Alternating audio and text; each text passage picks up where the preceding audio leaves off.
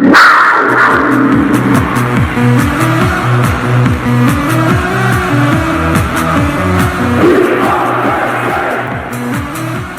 back, ladies and gentlemen, for part 2 of our episode on Penn State versus Ohio State. It's AA Ron. We got NOS Energy still here. We couldn't get rid of him from the banter basement. And we've got Andrew over here. Here we are. So, Andrew, I'll hand it over to you. Brief little break there, ladies and gentlemen. They had a nice little chug of icy light. I went into the bathroom and cried after that. Our first time. So if you didn't watch it, there will be some tears. There will be some tears. We had the little terrible towel there to help you. Wipe them up, man. Yeah, that's right. And it's not a curse onto the terrible towel. No. Tears. No. That's right. Yeah, terrible towel, sacred to us Steelers fans. But NOS Energy, you obviously were up at the game this past Saturday for Big Noon. How was the tailgating experience there? I mean, we know that game day was there, and we know that Big Noon was there. And judging by the Penn State crowd's reaction, there was a lot of people saying, "Fuck Big Noon," which how was the tailgating experience? Very briefly. So we tailgate right down from where Big Noon and College Game Day set up. So first of all, PSU fans showed out. It was busier than I've ever seen it. Oh, wow. Which, I mean, you have 111,030 fans in the stadium. So record for that stadium, and you could tell it. A lot of buzz around. I mean, Penn State fans still somewhat subdued, partly because it's a noon game, but also just unfortunately, our program's record against Ohio State. So to some extent, you did feel that a little bit. But you go down to Big Noon and College Game Day, and Big Noon, just leave us the hell alone. It was a joke. So, first of all, I heard they had 2 friends there, though. They had 2 friends there. Were you shaking your booty to a little big booty mix there? Hey? No.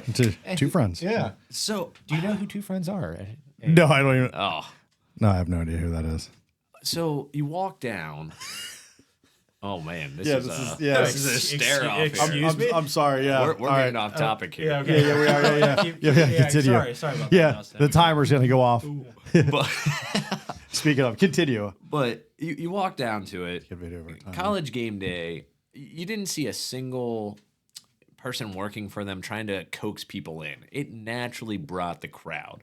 And by the time we got there a little before 10 o'clock. So the game was only, or the show was only going for less than an hour. You couldn't get close to the stage. Like, we were standing back. We were probably the very outskirts. And to even try and get up to it, you would have been pushing through for game day easily 4,000 or 5,000 people. Oh, it looked like it was insane from watching it. Oh, it always is every week. Yeah, I was saying it always shows up. And then you walk up to Big Noon Kickoff or whatever the hell they call it. You have people out there, oh, come get this $5,000 sweepstakes and, free Wendy's. Like, they do have free Wendy's. I called that shit. That's the only reason why I would go to that. Who cares? Well, of course. Of course you'd be over there. Was it Wendy's breakfast or was it like their normal, like... I didn't go. I walked by it. You didn't try to go get some nugs? No. Oh, wow, that's a missed opportunity there, sir. I mean, shame on you. I mean, shame on Big Noon for having this game there. But hey, if you had a chance to get some free nugs, shame on you. Can I do a real quick shout out to Wendy's here real quick? Oh. The new Frosty, salted caramel. It was good? Did you? No. I haven't tried it yet. We need to try that. But it's coming out. That's what I'm saying. Oh. Well, maybe. See, I was going to do a shout out to my cousin's wife, Brittany, for making the best egg casserole that we had at that tailgate. It was banging. Wow. You had Wendy's nugs, though, to top it off. No. The egg casserole, 10 times better. Get that. Right. Mix it with a little beer. But regardless, atmosphere at Big Noon Kickoff just... was not there. Sorry. It just Big Noon, compared it's a bunch of people standing around wishing they were College Game Day and they're not. Were you there when Jason Kelsey attempted the field? No, we were out drinking because that was more important. Okay, yeah. Okay. Yeah, I was just curious because that looks cool. My favorite part about this whole thing, and thank you, Penn State, as much as my friend Andrew here is pissed off at you, you did this right. You put College Game Day on the field in the stadium to do the headgear pick, which means you got 100 and probably 8,000 because there were quite a few Ohio State fans, but 108,000 people booing their asses off at Lee Corso picking Brutus. That's right. The most lovable man in America. They were all booing him. And he's so adorable to watch. Biggest slight of the game. You know where Big Noon Kickoff was? Oh, they were on top. They were like they were on the concourse in the south end zone, where the only people who could get there were students. There weren't many.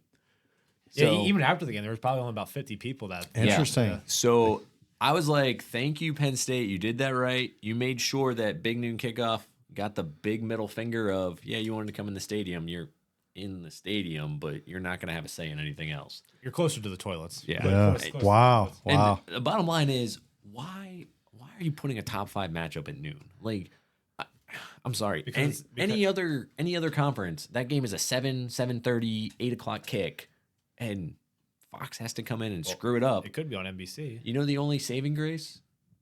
I didn't have to listen to fucking Gus Johnson because I was at the game. Down the sideline. Yeah. Oh, the Maserati. Marvin Harrison Jr. driving that He Maserati is through. the only man who can make a 3-yard run on 3rd and 6 sound like a damn touchdown. Sounds like it's incredible. Yeah. That's incredible. I do enjoy a little bit of Gus Johnson here and there. I'm glad you do because he drives me bonkers. I mean, it's a little better than Phil Simms. Yeah. What is that, Jim?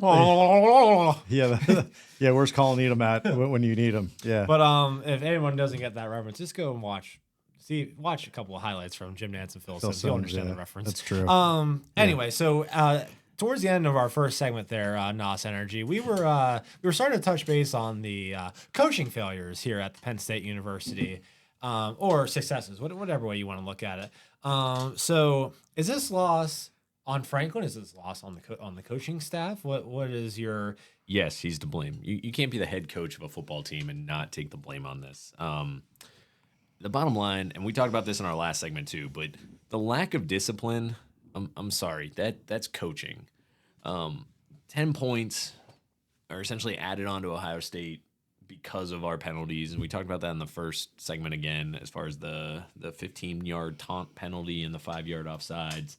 I thought the drive before the half was mismanaged in terms of your first and goal, you have 11 seconds and a timeout. I like the safe call, run it up the middle, see what happens, especially in that formation we had. We had wide receivers out.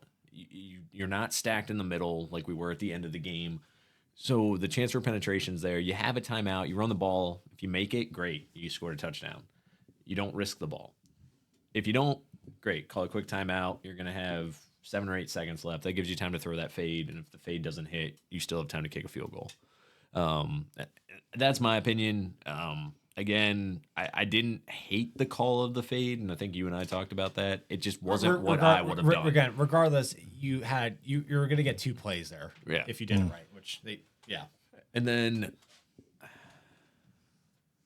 I know I told you that Andy Kotelnicki did a good job throughout the game, and I still believe that the Zamboni, Andy Kotelnicki, Gus Johnson, shout out. until the last 4 plays. You don't have your best player in Tyler Warren touch the ball. Yeah. You don't see Bo Prabula come in there to actually keep them honest in that option read. I'm sorry, Drew Aller's a great quarterback, and I want him starting for this team. But if you look at those plays, those defenders were crashing. Like, there were a couple 2 of those plays at least, he could have pulled that ball. On second down, he had it. And just dance into the end zone. So you have Bo there. I think Bo, again, you can't say he absolutely makes that read because you're putting him in cold, but he's more likely to try and test his legs a little bit. And then 4th down, I get it. You overthink it a little bit. You go for the pass. I don't mind the call of a pass. You're almost on the left hash. And then the play call put all 11 guys on offense and defense on the left side. third of the end zone. Run somebody out to the right. Run a bootleg to the right. Yep. Give him if it's not there, you're running. It's Allard's not the most mobile, but he's mobile enough for 3 yards. Yeah. Oh yeah. Absolutely. Well, and at that point, it's 1 yard. You're 4th and 1 if you just change that play call. And that, I mean, you obviously saw they were trying to get it to Tyler Warren on that 4th down. But guess what? Ohio State knows you're trying to get it to Tyler Warren. They know it's going to Tyler Warren. Yep. They had him covered. You throw a jump ball to him, it's no different than what you did, to the other tight end there up the middle. So you're nitpicking at that point.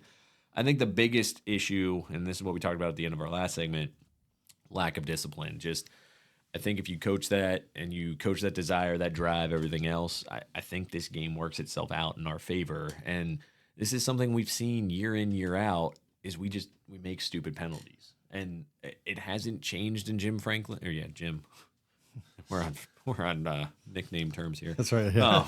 James Franklin's Little Jim. tenure, we haven't seen that change. We always make these stupid penalties, and I think what it boils down to is almost to the point that we can't accept our own success, and we keep forcing this idea of eliteness on ourselves. And the reality is, we know we're not, and that taunting penalty is what I look at. If you're truly an elite team, a top 3 team, top 5 team, when you make that stop, I agree with you, it's a soft call, but you act like you've been there, done that, not like it was a shocking play that you pulled out of nowhere. Yeah. And if that's your mentality of, I was expected to do that, you're not taunting that guy. You're just, job well done. I'm going to walk off to the sideline now and let my punt return team come out. Yeah. Right. So that's where I think some of it is to be elite, you have to expect yourselves to be there. And I think the reality is, I think these players honestly are kind of with us as the fans of, we're not sure where we land on that pecking order. And so when we make those elite plays, or those plays that bring us into contention for eliteness, we get almost too excited and overreact to them, when the reality is, okay, the guy caught the ball and you stopped him 3 yards short of the first down. Like, good Walk job. off the You field. did your job. Yeah, Walk yeah, on the field. Yeah. This should be a routine play made routinely. Yeah. Yeah. Tomlinism. Thank you. So, Seriously. yeah. Yeah. And that's, I think that's, again, when I look at blaming Franklin, that's how I blame him, is just you haven't instilled this idea of, this is the expectation. Right.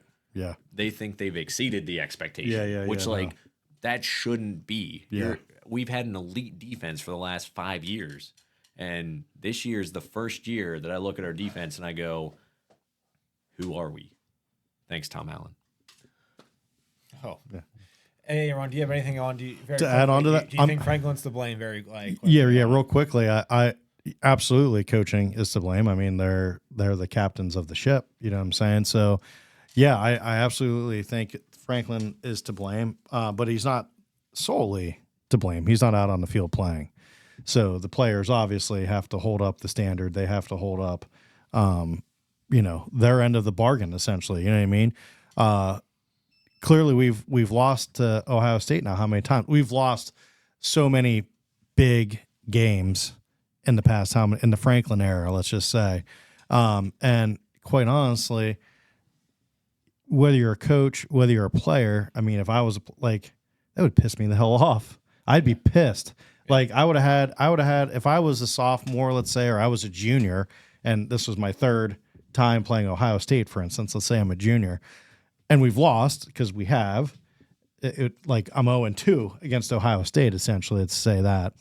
This is my 3rd opportunity. I would want to kill Ohio State. Like if I was defense, I would literally, there's no way that we are losing again. There's just no way. Well, speaking of being pissed off, if anyone watched the Franklin press conference after the game, he was asked a question and he had this to say. Outside, but as far as yourself and evaluating yourself in these big game performances, how do you do that? What significance do you put on a game like today? Yeah, again, there's nobody that's looking in the mirror harder than I am. I will say this, and I've said it before, 99% of the programs across college football would die to do what we've been able to do in our time here, and that's all of us. But I also understand when you're at a place like Penn State, there's really, really high expectations. When you're at a place like Ohio State, there's really, really high expectations. I get it. I totally get it. So we've looked at all these things really hard. We'll continue to look at these things really hard. There's a lot of things that I had planned on saying when I came in here today, but they are not appropriate to say right now. So I'll hold them till another time. Nos Energy, what were your thoughts of his response to that? I've read a couple articles on it, and I think the take, when I go back and listen to it, is that I honestly don't think there's that much to read into. The reason I say that is I think what he was really hoping to do in that press conference was come in and plant Penn State's flag on 2024 college football's Mount Rushmore and say, we're here, we're elite, and gosh darn it, we're going to win it. And sorry, you didn't put that on the field. So when he comes out and he says, and I'm trying to remember the exact quote, but it was something to the effect of, I had comments I wanted to make, but I don't think this is the right time or something like that. Yeah. I really think it's just he was hoping to be able to come in and make comments about how great this program has become and where we are and how we're going to go. And Yeah. If we I won. just- yeah. yeah. If we would have won, and essentially. we lost. And honestly, even if we win that game, I still think there are so many takeaways of things that we still did not sure up, do right, etc. So if we flip the script, because we've been critical about, everyone's been critical on those last 4 plays with 3 yards to go. Even if we punch that in, I think you still look back on this game like, okay, we beat Ohio State, but man, we left all these opportunities out there on the field. Yep. and it's true. Like we're gonna pinpoint the ones that were crucial, which is that. But I don't know. I look at Ohio State, and I can't say they're not great because they beat us and everything else. But I think Oregon pointed it out. I don't see that team living up to its potential. So.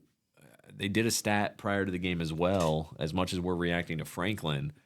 Ryan Day hadn't won against a top 5 opponent. I forget the time, but he hadn't won in at least a while, if not ever. But this is a man who's made the playoffs before. Yeah, but And what I'm getting at is it is losses to Michigan, which Michigan had an NFL roster. Yeah. They're, yeah. yeah. But I think what I'm getting at is like all these programs want what only one program can have, which is a national championship. Right. And like, yeah, you don't want to lose, but the reality, and this is where, as much as we give Franklin shit, and rightfully so, the only coach that has beaten Ohio State more than him in the Big Ten now coaches in the NFL. Right. Harbaugh. Harbaugh. Yep. So he's done as well as anyone else is kind of what I get at there. And I'm not saying we should excuse that, but I think the reality is Ohio State right now they are the standard in the Big Ten. Oregon might be challenging that. I hope Oregon is challenging that. But it's something that I think across the board, every school is going to have their frustrations. And yes, we've been dealing with it for 11 years. But all your points are fair. I'm going to do this very quickly. I'm just going to tear another seam through Franklin's asshole that I mean, my God, it's just going to fill up the fucking toilet with the amount of shit that's going to come through him. Again, this team, we were promised that this team was the team. That whenever Aller and that we were promised that their junior year, that everyone's junior year, that this would be the team. This is it. And it hasn't happened. And there's no signs that it's going to happen, that everyone's saying, oh, well, this is a good thing for Penn State. The media's saying this is a good thing for Penn State because, they don't have to play the Big Ten championship game, that they'll get in the playoffs. Well, what the fuck have we done in the past couple of years that makes you suggest that we're going to beat, an Ole Miss or anyone? I'm going to tell you right now that if we play against Boise State, I think we'd lose by two touchdowns to Boise State. I'm just straight up with you, because there is a plague in this organization, in this football program, that it just can't, that we can't get over this hump. And I hate to say this, like Paterno during his between 2000 and whenever the scandal, all that happened, that made him basically retire. Then of course he tragically passed. Paterno really wasn't all that successful either. I mean, he really wasn't. I mean, basically the 2005 year with Michael Robinson quarterback was his only main success. Yeah. obviously in the 80s and that, yes, national championships. Oh, but, yeah. 2 national championships, an undefeated season in 1992. But from 409 wins. But from 2000 on though, was he really? He was pretty much a figurehead. Right. mean, really, right. Again, truly. But again, can you really say Joe Paterno from 2000 to his final year, was he truly a success? I'm gonna have to say no. I hate to say Were that. you going to be the one to go in and tell him he was done coaching? Again, I'm not saying that he should have been fired or anything. I'm just saying, was he a success during the last few years of his coaching? You make valid points. No, he wasn't. He was 0-7 in top 10 matchups. Very similar to, well, actually, no, not very similar. We're actually worse now with Franklin, because what are we, 3-23 in top 20 or top 10? I did not look that 15 up. matchups. No, I'm telling you, it's a startling stat, and it matches, because my favorite James Franklin moment out of all this was a couple years ago whenever we were playing at Iowa against Iowa, and Clifford got injured, and we bring in our backup, who had no fucking idea what the fuck was going on with the offense. Yeah. That right there, Roberson. right, right. And I forget who we had behind him. It was the guy from Canada. Oh, Baloo. Right, and I remember Blue came in. Actually, Blue came the week after, and it's like, why the fuck did you not play him? Like, all you had to do was just get 2 or 3 first downs. Yeah. That game, and we would have won that game. But again, we couldn't fucking do it. So no. My big thing is that at what point does the administrators at Penn State finally say enough is enough, that this isn't gonna, like, this hasn't happened. You promised it. It's not going. It's not going to happen. I mean, if we go one and done, is Franklin fired? Yes or no? In the playoff, if we make the playoff, is Franklin fired? Yes or no? No. One, the buyout. But secondly, who the hell cares though? It's just money at the end of the day. it's a lot of money. Right. But No, right, but fair. But again though, if Penn State is this prestigious university, you wouldn't see like a Clemson, or, which by the way, Dabo Swinney is probably going to get fired too this season. You're not going to see Clemson worry about a buyout. They're going to say, we're going to go search it. Who do you replace him with, though?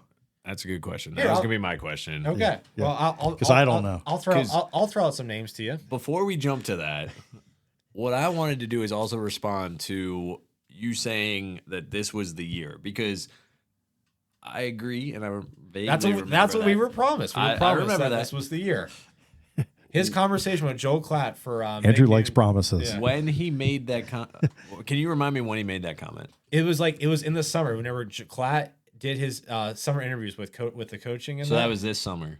Yeah, but it was also, Okay, but yeah, I but can't forgive it. I was going to say, if he made it a couple years ago. no. He said that this was the year. I think he I said remember he this said too, everything. vaguely. Yeah, he said everything last year Yeah, was growing I think pains I that they remember this. expected. He said, but this was the year. This was the year to get over the hump. So before we start naming coaches, because I know we want to get to that, and that's going to be fun. If we had Manny Diaz as our defensive coordinator, do you think we win that game? Yes. Yeah.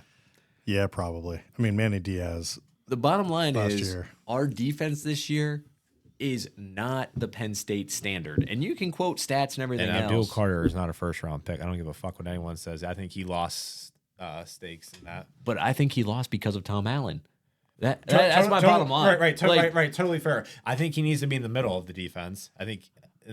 I still see him as a rusher, but but- Tom Allen has done nothing to Right, help right, him. To help him, There- yeah. There's no coverage in the back. You look at Ohio State during that game. How many times did they have a receiver wide open in the middle of the field? Because we're playing freaking zone defense, yeah. and just playing outside. Yeah. Like, Yeah, okay, just leave you it took wide away open. their big hits. Cool. I'll dink and dunk, which is what they do every freaking year against us. It's easy. Yep. It's easy. All day long, baby. Yeah. Make Howard feel comfortable. Yeah. Yep. Like, so Easy completions. we want to talk about blaming coaching, and like, yes, James Franklin is the head coach. He's going to take the brunt of it. This better be Tom Allen's last year. I do not like him. I do not like his defense. And, oh yeah, anyone paying attention to Indiana? Yeah.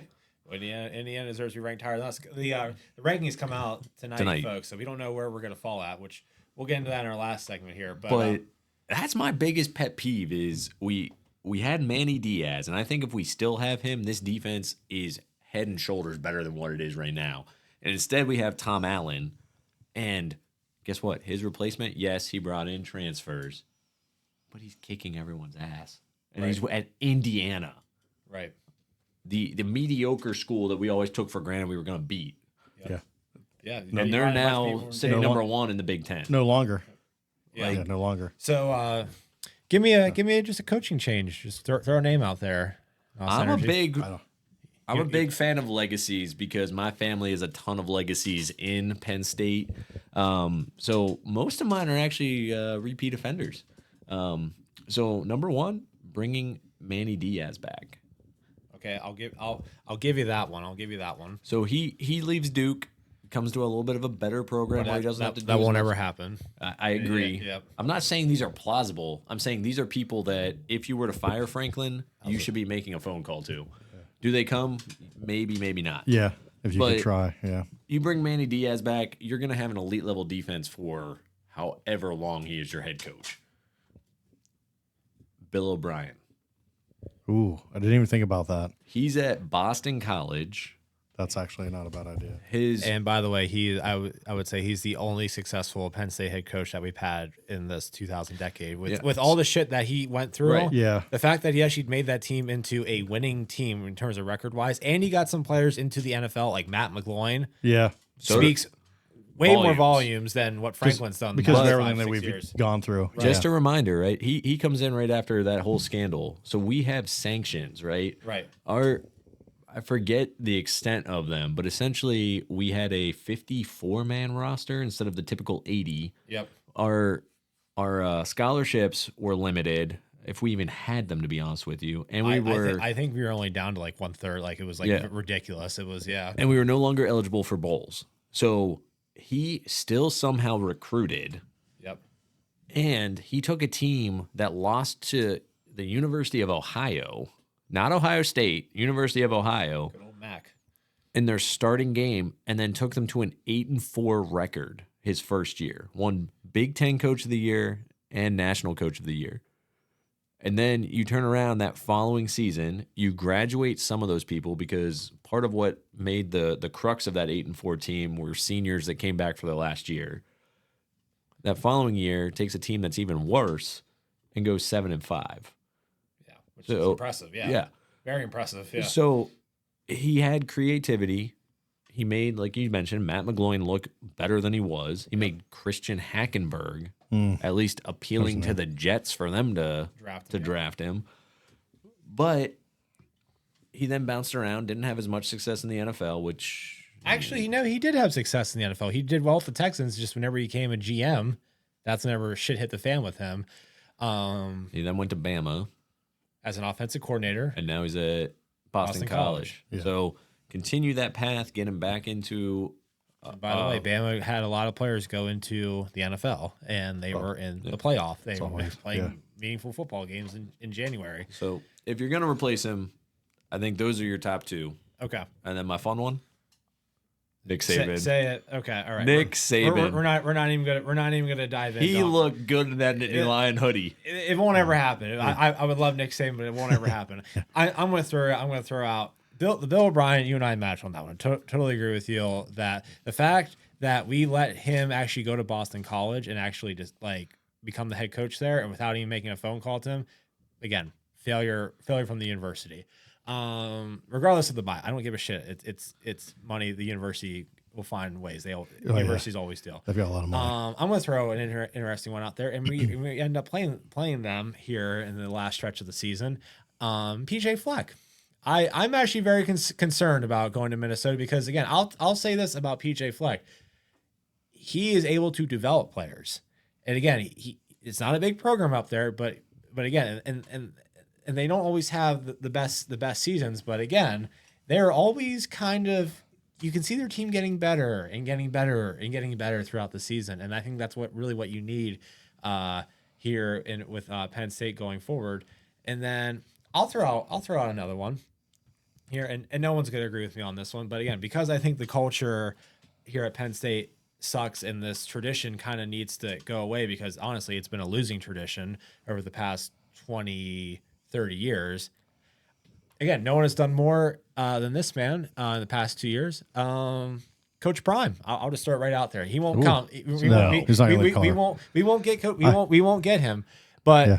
if you look at what he's done in the past, this last season and this season, he's totally flipped an absolutely terrible program around. Oh my God. Into something. Yeah. Now again, do you agree with his culture and all that? Some people don't. But again, I'm just saying we need someone to come in and to shake up the tradition, shake up the culture, do things differently, because this whole idea of living in our past and that, well, guess what? The demons are still there and we can't get out of it. We can't get over them. So I have one funny one before we wrap it all up. And he was in house Saturday. Keegan Michael Key. Gonna run that we should look out for. Probably gonna run the 6 Wombat, 42 jet left, high, slide ruler, lightning 6, stubble smoke, ukulele. Okay, ukulele, correct? Wait a second, there's a guy over here who's not in uniform. It's supposed to be here. I gotta go home. Coach.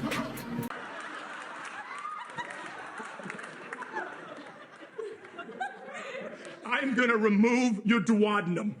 oh my God. Keegan Michael Key, ladies and gentlemen. Yeah. I don't know. He's got one creative play. I don't know. Wouldn't that be something if he could have just snuck in as Franklin? See, I thought you were going Jason Kelsey because I'm like, That would have been cool too. But Keegan Michael Key, I would come take on. Coach Hines. I'd take Coach Hines. Yeah, come on. he's just got to wear those shorts. That's right. Roll the clip. Me, bro.